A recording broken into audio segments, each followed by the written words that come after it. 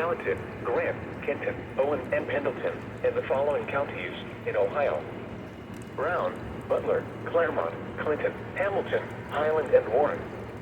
Flash flood watch in effect from noon today through late tonight. The National Weather Service in Wilmington has issued a flash flood watch for portions of southeast Indiana, northern Kentucky, and Ohio, including the following counties in southeast Indiana: Dearborn, Franklin, and Ohio, Ripley, and Switzerland.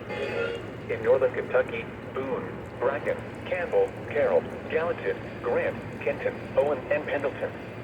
In Ohio: Brown, Butler, Claremont, Clinton, Hamilton, Highland, Ross, and Warren. From noon today through late tonight, repeated rounds of showers and thunderstorms with very heavy rainfall expected today and tonight. Rainfall amounts of 1 to 3 inches with locally higher amounts, especially where multiple rounds of thunderstorms occur. People in the watch area should keep an eye on the weather and be prepared for immediate action should heavy rains and flooding occur or a flash flood warning be issued. Avoid low-lying areas and be careful when approaching highway dips and underpasses.